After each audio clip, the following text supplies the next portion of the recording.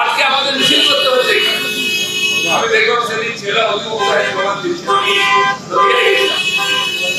জলপাইগুড়িতে গেলাম, বর্ডারে গেলাম, কারখানার ধারে যে ওখানে কারা ছেলে দেখি গেল সত্যি সত্যি লোক এসছে কিনা। অনেক কর্মীরা প্রস্তুত ছিলেন, পাশে বিএসএফ এর যে রাস্তা আছে বিএসএফ এর জওয়ানরাও ছিলেন। বলছে ওদিকে বেশি যাবেন না, এদিকে যাবেন না। ভাই কোথাও যাবো না, বাংলাদেশে আমরা যাবো না, বাংলাদেশে আপনার কি আছে, আমরা কেন যাবেন? ওখান থেকে লোক আসছে, তার জন্য জায়গাও নিয়ে দেবো, বারবার খালি আসবে আর আমরা এখানে তাদের উৎপাদ করে বাইরে করে রাখবো, ওরা ঘরে করে মনে করবে না। লোকের শুনে মাটিও নিয়ে আসবে, হাজার কাছ থেকে শুরু হয়ে সেটা সব জায়গায় অখণ্ড ভারত হবে। তো ওখানে মিছিল শুরু হয়, স্লোগান হচ্ছে ইউনুসের চামড়া তুলিয়ে দেবো আমরা। মানে কার চামড়া করেছে? চামড়া তো তুলে গেছে, ওটা আবার কি আছে?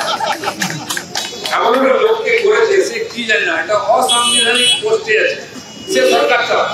আমাদের ভারতবর্ষেও হয়েছিল, কংগ্রেস যখন ক্ষমতায় ছিল সোনিয়া গান্ধীর সরকার চালাবে, তিনি কোনো পোস্টে ছিলেন। আর যে দেশের কপালে এটা তার দুর্দশা শেষ নেই। এখানে তো মোদী ছিল, 10 বছর দেশটাকে বাঁচিয়েছে, তুলেছে। বাংলাদেশে কি আছে? আল্লাহ নেই আছে ওখানে। এমন দুরবস্থা, হিন্দুদের মাঝে মাঝে প্রচার করে দিয়ে এখন বিরাট লোক ফাঁসিয়ে দিচ্ছে। এত বীর, তারা এই কলকাতা দখল করবে, আবার কেউ বলছে আমেরিকাও দখল করবে। আমি শুনলাম যে লোকটা বেশি স্লোগান দিচ্ছিল, খুব সিনিয়র লোক, ভাই ভাবলাম যে লোকটা বোধ হয় খুব বিলকুল লড়াই করছে, বাংলাদেশের মধ্যে লড়াই করেছে আমরা দেখি, তার লড়াইটা আমরা করি। তার নাতি একটা ইন্টারভিউ দিয়েছে যে দাদা আমার দাদু ভাই মাঝে মধ্যে গরম হয়ে বলে যান, আগে সেনাই ছিলেন, মাথা খারাপ নয়, পেটটাও খারাপ, সবাই কোটি হয়ে যায়। ওই বাচ্চাদের কি করায় মায়েরা?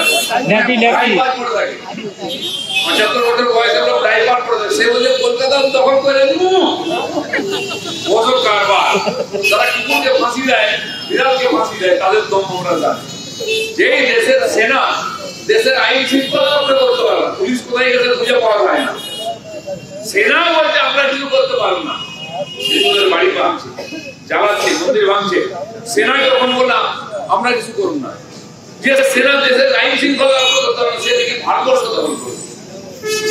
যাই হোক, বাংলাদেশের লোকেদের বুদ্ধি ছিল একটু কম, নাহলে বাংলাদেশ পাকিস্তান লড়াই হয়ে গেছে। একবার 1 থেকে 2, 2 থেকে 3, আবার 3 থেকে 5 হবে। হয়তো কোন জেলা কোন দিকে, একদিকে আরাকান থেকে আরাকান লোকেরা ঢুকছে, ওইদিকে তালিবানরা ঢুকছে। বাপ মা ছেলের এখন খবর ঢিলা হয়ে গেছে, এখন ট্রাইবান করছে। আবার হয়তো মোদীজির পায়টায় পড়ে বলে বাংলাদেশ বলে যেরকম ভারত এবার সেনা পাঠিয়ে রক্ষা করেছিল, আবার সেনা পাঠিয়ে আরাকান আর্মির থেকে বাঁচান।